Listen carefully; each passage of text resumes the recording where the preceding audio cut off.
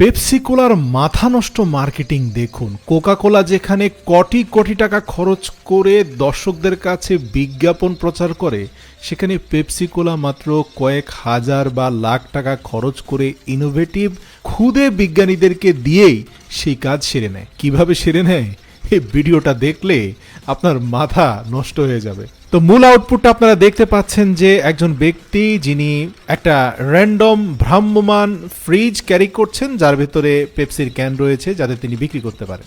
আর এই পুরো কাজটাই হয়েছে স্টিক দিয়ে। তো শুরুতেই আমরা দেখতে পাচ্ছি যে একটা পেপসি কোলাকে দুই পাশ থেকে দুটি অংশকে কেটে মূল বডিটাকে শীটে রূপান্তর করা হয়েছে। একটা ব্যাম্বু শীট দিয়ে এটাকে সমান্তরাল করে পেপসি কোলার উপরের ঢাকনাটাকে খুব কায়দা করে স্মুথলি কাটা হয়েছে। এর ভেতরের পেপসি বের করার সময় যে হুকটা খোলা হয়েছিল সেটাকেও সুপার গ্লু দিয়ে লাগিয়ে দেওয়া হয়েছে এবং ক্যানের দুটি মাথাকে একত্রিত করে খুব মোটা এবং ভারী কস্টেপ দিয়ে সেটাকে মুড়ে দেওয়া হয়েছে যেন একটা ভারী চাকার মতো দেখা যায়। জেনে অবাক হবেন এই প্রজেক্টে পেপসির ক্যান, পিভিসির ছোট্ট বোর্ড এবং আমরা যে বারবিকিউ করি সেরকম ব্যাম্বু স্টিক আর একটা ডিসি মোটর আর ছোট্ট 9 ভোল্টের একটা ব্যাটারি ছাড়া তেমন কিছুই ব্যবহৃত হয়নি।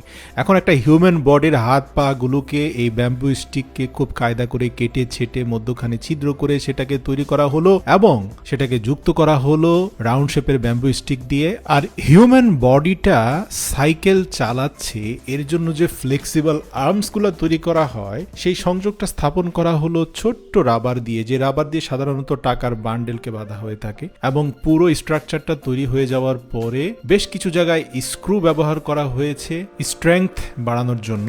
আর বরাবরের মতোই ভ্রাম্যমাণ রেফ্রিজারেটরের যে বক্সটা সেটার চারপাশে পেপসি কোলার ব্র্যান্ডিং সাইন এবং লোগো রয়েছে। সবকিছু সম্পন্ন হয়ে যাওয়ার পরে তার উপরে দোচালা যে ছাদ